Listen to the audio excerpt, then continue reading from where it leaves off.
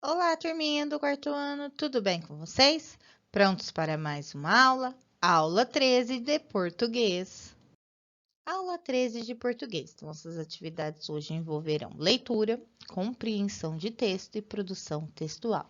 Então, o primeiro texto, as primeiras atividades serão trabalhadas a partir do texto 1, que fala um pouquinho sobre os pirilampos e os vagalumes. Então, leia o texto. A luz dos pirilampos. Vagalumes ou pirilampos são insetos muito conhecidos por sua bioluminescência, isto é, sua capacidade de produzir e emitir luz.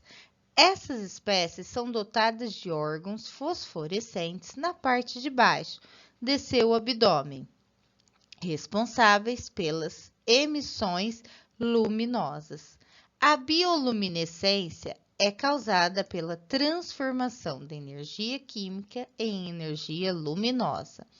Esse processo, chamado de oxidação biológica, permite que a energia luminosa seja produzida sem que haja produção de calor.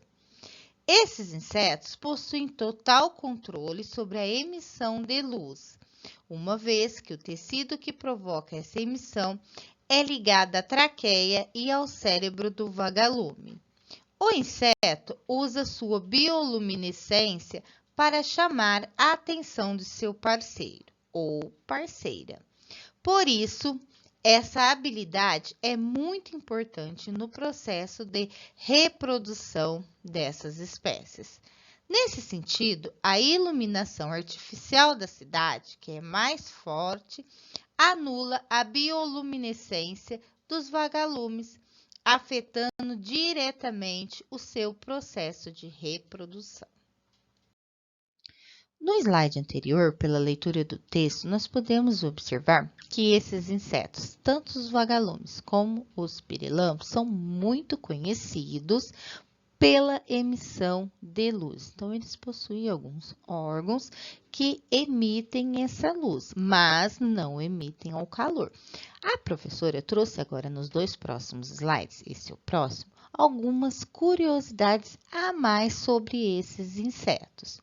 Então, nós temos que os pirilampos geralmente são de cor marrom escuro e possuem esse nome porque suas luzes ficam na cabeça.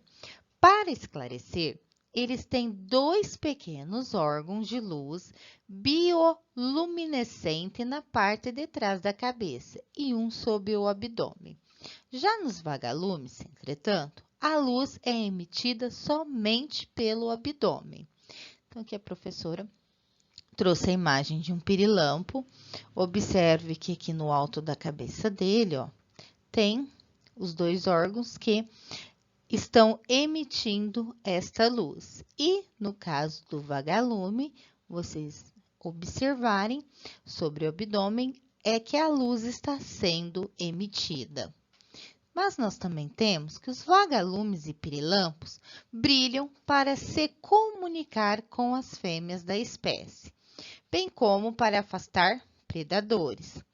A maioria das espécies de vagalumes e pirilampos contém uma substância química no órgão que emite luz, de sabor desagradável, ou seja, predadores que fizerem do vagalume seu lanchinho vão experimentar um jantar brilhante, mas de gosto ruim.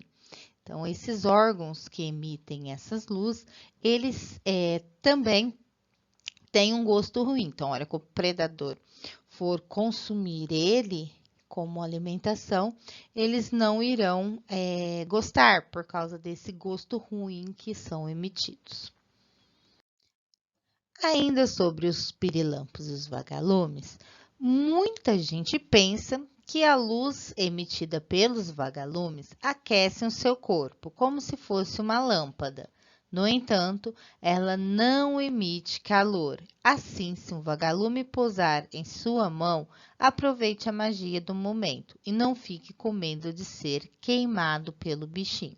Então, mesmo eles emitindo essa luz, não tem calor. Então, pode encostar sobre a nossa pele que não iremos nos queimar.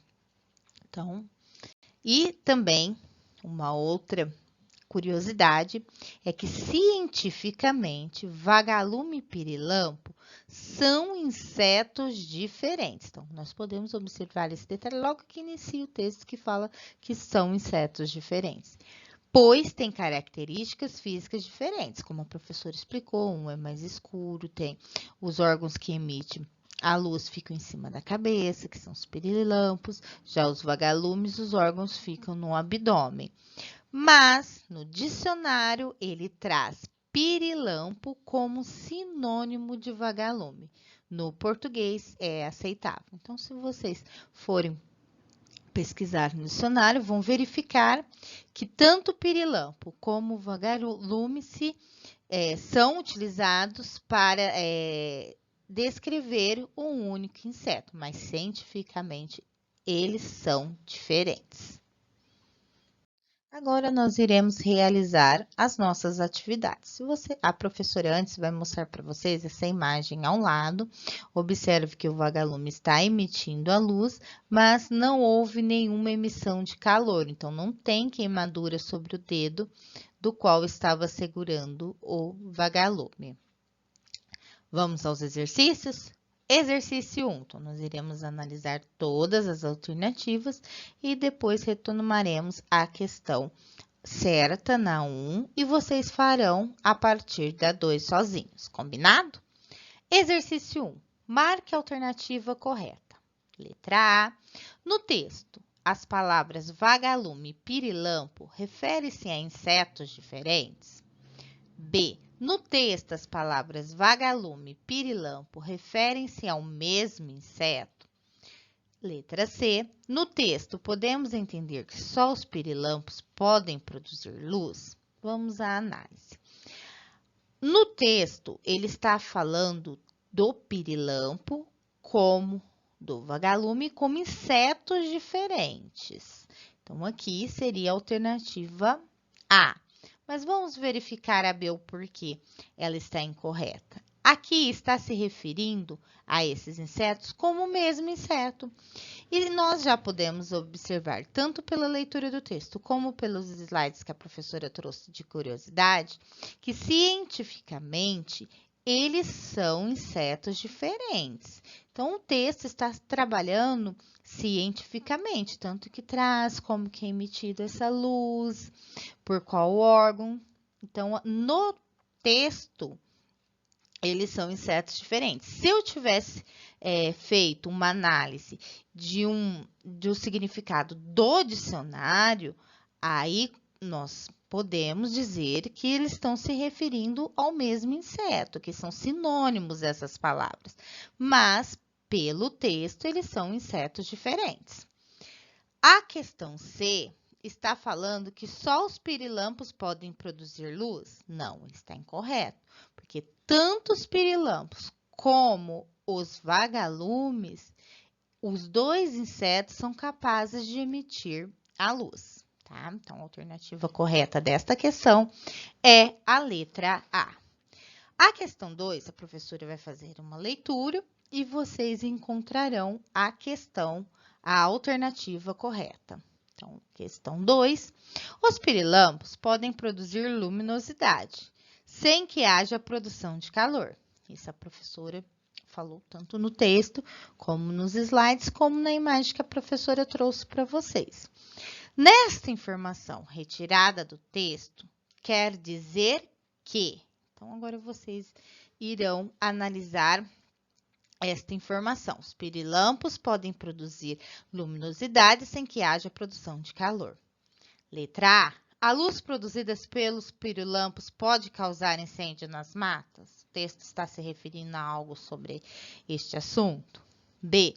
A luminosidade produzida pelos vagalumes ilumina as cidades? Vocês irão retornar no texto e verificar se é este assunto que está se referindo à informação acima. E se a emissão de luz dos vagalumes não causam nenhum tipo de queimadura. Então, vocês irão analisar esta informação que foi retirada do texto, façam uma leitura novamente do texto e analisem qual dessas alternativas é a correta. Questão 4. Responda as perguntas e encontre as respostas no caça-palavras. Então, a professora vai fazer a alternativa A e vocês farão as demais alternativas. Então, a letra A, o mesmo que vagalume. O que a professora conversou com vocês quando nós procuramos no dicionário que tem o mesmo significado de vagalume?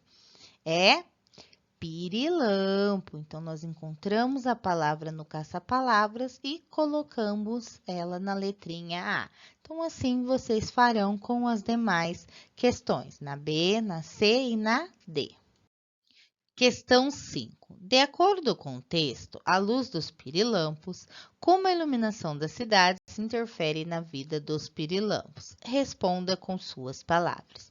Então, aqui vocês farão uma análise novamente do texto, farão uma leitura e vão verificar por que a iluminação das cidades interfere na vida dos pirilampos. Então, o texto traz um trecho que aponta o porquê dessa interferência. Só que aí o que vocês farão? Farão a leitura, um entendimento do porquê e trará com suas próprias palavras a resposta que será descrita nessas linhas. Combinado? Exercício 6. Agora é sua vez de perguntar. Então, até o momento, vocês responderam as perguntas formuladas na apostila. Agora chegou a vez de vocês fazerem a pergunta. Então, vamos aos critérios, a um roteirinho para poder realizar esta atividade. Então, na letrinha A, releia o texto. Então, vocês terão que retornar ao texto, à luz dos pirilampos, fazer a leitura novamente e crie uma pergunta que você saiba a resposta. Depois que vocês fizeram a leitura, criaram a pergunta com a resposta, na letra B, faça a correção da pergunta que você criou com a sua professora. Então, agora vocês irão fazer esta correção desse questionamento que vocês fizeram mediante a leitura do texto. Na letra C, vocês irão escolher um amigo para responder a pergunta que você criou. Então, durante a aula remota ou durante a aula presencial, vocês irão fazer o desenvolvimento desta atividade. E na letra D, escreva abaixo a sua pergunta e sua resposta. Então, depois que vocês criaram a pergunta, revisaram com a professora, fizeram o questionamento para o colega, vocês irão descrever esta pergunta com a resposta na letra D. Exercício 7. Leia o texto. Chiclete, a borracha com sabor. O chiclete é uma espécie de confeito elaborado a partir do látex borracha da árvore sapota ou sapoti.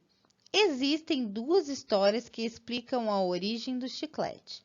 A primeira afirma que os índios da Guatemala passaram a mascar o látex que saía da árvore. A outra história diz que a origem do confeito é a de que foi o inventor Thomas Adams Jr. de Nova York que começou a fabricar borrachas mastigáveis. De fato, a goma de mascar ganhou enorme popularidade durante as guerras mundiais, uma vez que os soldados o usavam como forma de relaxante para o estresse diário de guerra. Não é bom realizar a mastigação dessa borracha com sabor no período da manhã, antes da primeira refeição, porque estimula a produção de suco gástrico no estômago, causando gastrites e úlceras. O lado bom de mastigar chiclete é que o mastigar aumenta o ritmo do coração e favorece a memorização e o aumento da oxigenação do cérebro. Questão 8. Marque a alternativa que todas as palavras foram usadas no texto para se referir ao chiclete. Então, nós iremos analisar letra a letra. Então, na letra A, as palavras confeito, inventor e goma de mascar. Aqui a palavra inventor não se refere ao chiclete, sim a quem criou o chiclete, que é uma das histórias da provável origem dele. Então, a alternativa A está incorreta. Na questão B, suco gástrico, borracha e borrachas mastigáveis. O suco gástrico, ele não se refere ao chiclete, e sim a uma das desvantagens que ocorre quando mastigamos o chiclete pela manhã. Então, a alternativa B também está errada. Letra C, confeito, goma de mascar e borracha com sabor. Essas três palavras, o autor utilizou se referindo como sinônimo da palavra chiclete. Então, mas nós temos mais uma alternativa para analisar, que é a D, úlcera, gastrite e suco gástrico. Aqui nenhuma dessas três palavras se refere ao chiclete. Então, ela está incorreta. Então, a alternativa correta é a letra C. Então, vocês farão, toda vez que vocês se depararem com uma questão que seja de múltipla escolha, que vocês tenham que analisar as alternativas, vão passando um traço nas alternativas que vocês percebam que está incorreta, porque assim vocês diminuem a quantidade de alternativas que precisam ser analisadas e, se caso houver alguma dúvida, fica mais fácil a visualização das que vocês acreditam estar corretas. Exercício 9. O texto traz curiosidades sobre o chiclete. Marque a alternativa incorreta. Então, o que vocês irão procurar? Fazer a análise, como a professora fez, mas verificando qual é a alternativa incorreta. Questão 10. Agora é sua vez de perguntar.